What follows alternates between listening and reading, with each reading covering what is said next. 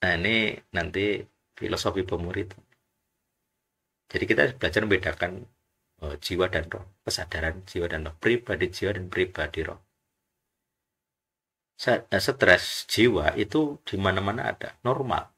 Jangan terlalu merasa suci yang tidak mungkin kena stres. Jangan punya standar itu, Mas. Santai saja, biarkan. Itu kejiwaanmu itu normalnya, stres itu normal. Masih saja disalib stres kok. Itu normal, itu jiwa nih. Itu malah membuktikan dia punya jiwa. Kalau dia nggak stres, bukan manusia. Dia berarti seperti ajarannya Gnostis, dia hanya bayangan, kamuflase. Jadi mati di salib itu hanya bayangan, nggak benar-benar manusia. Tetapi ketika dia merasakan stres, sampai bergumul apa itu, berpeluh gitu ya, sampai berdarah katanya. Berarti dia human, manusia yang punya jiwa. Jadi pribadi jiwa, ada jiwa. Nah, kemudian pada akhir dari doa Getsemani, jadilah kepadaku apa yang kau kehendaki, apa yang Bapa kehendaki. Jadi jiwanya menyerah. Ya wes, whatever happen happen. Apa yang terjadi terjadilah. Nanti kalau jiwamu sudah nyerah seperti itu, sakarmu berhasil ya karmu, ora berhasil ya karmu. Nanti kalau kamu sudah di level stres, jiwa nih, kamu di level itu. Kalau orang belum stres, mentok, gitu, nggak akan di level ini. Dalam beberapa tahap, dulu saya ya mentok gitu. Whatever happen happen. Jadilah yang terjadi terjadilah. Ketika di pendidikan gagal, ya terjadi terjadilah. Ya wis mentok. Cari solusi misalnya itu. Jadi walaupun merasa akan kehilangan banyak, ya sudah gimana? Solusinya nggak ada, nggak ketemu. Pikirannya mentok, jadi jiwanya mentok. Mau cari solusi nggak bisa. Jadi ya itu tadi, terjadilah yang terjadi terjadilah. Wes karmu.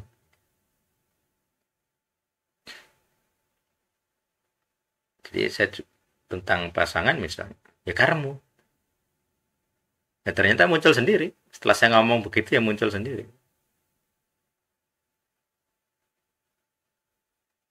Ya dulu punya kriteria, pokoknya aku tidak berusaha keras diterima. Ternyata ada juga ya. Gak perlu minder-minder amat ternyata. Walaupun banyak orang mencibir saya, sampai dulu ada adiknya siapa itu? Loh, ini kancamu iki rong di bojo to, Mbak? Urung apa? Ya paling nomor semono ya paling itu janda. Itu ngomongnya saya kedengeran. Batinku ya tetap misuh gitu. Ngenyak Apple gitu. Ada banyak komentar yang teman-teman lama saya juga begitu. Dulu terang-terangan menghinanya. Itu jiwa nih, mak apa? Stresnya jiwa nih. Tapi roh saya tidak terlalu terganggu sebenarnya. Karena saya punya idealisme yang sejak dulu nggak terlalu goncang. Jadi walaupun dicibir, dikata-katai, tidak terlalu goncang. Tentang apa? Tentang dari sisi pembiayaan Elsa di sendiri dan macam-macam. Dulu saya gengsi juga. Kalau saya bisa kerja ngapain dikasih uang atau persembahan. Tapi gara-gara saya juga merasakan ambruk ya sudah. Jiwa saya raisa melawan raisa. Bagaimana lagi wong aku ya raisa. Jadi kebanggaan kejiwaannya hilang. Makanya stres itu ada manfaatnya. Jadi jiwamu yang stres itu mentok. Jadi kemampuan jiwamu mentok.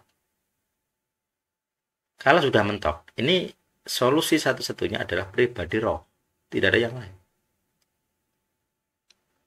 Jadi kalau kamu terus mengandalkan jiwamu untuk berjuang, gagal. 100% pasti gagal.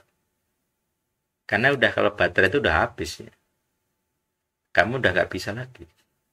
Kalau mesin ya bensinnya entek. Bensinnya habis. Meh ngopo? Mati pasti. Nah, ternyata kita punya sumber energi lain, sumber tenaga lain, yaitu roh. Sumber daya lain ternyata. Banyak orang mengandalkan jiwa. Kelihatannya ya wah, gagah gitu ya. Perkasa, bangga gitu ya. Punya ini itu, sanggup ini itu. Tapi begitu ketemu roh, roh jahat, KO. Jadi ternyata jiwa sekuat apapun tidak ada gunanya. Yang lebih berguna itu bukan jiwa. Jadi kamu kuat jiwamu, nggak mudah sakit hati misalnya, nggak mudah baperan gitu. Itu masih aman kalau kamu nggak ketemu musuh yang spiritual. Begitu kamu ketemu musuh spiritual, jangan minta ampun, nggak ada ampun, pasti KO. Jadi kekuatan jiwamu hilang, kok seperti nggak berdaya. Padahal di kasus yang lain begitu perkasa, begitu pemberani, begitu kuat jiwanya. Tapi ketemu roh, belendek, ketakutan, pengecut, banci gitu ya. Lanangnya banci. Ketemu roh jahat itu. Jadi hal lain dia bisa santai gitu, kuat gitu, pemberani, gagah, merasa nggak ada lawan gitu. Begitu ketemu roh yang nggak kelihatan, stres. Nah, ini terus ngopo loh, barang rusak terus, loro-loronan gitu. Sakit-sakit, pekerjaan kok gagal terus, cari pasangan kok gagal terus. Stres, jiwa nih gitu. Jiwanya sudah deplet itu, tenaganya habis gitu. Nah, makanya puji Tuhannya, Tuhan memberi fakta lain gitu, bahwa di dalam diri kita itu ada sumber daya lain, roh. Nah, tapi hanya bisa dimunculkan kalau kamu lahir baru. Makanya di Al-Sadik, poin pertama yang saya tes itu kelahiran kembali. Apakah seseorang itu lahir kembali? Saya selalu bertanya, apakah dia lahir kembali?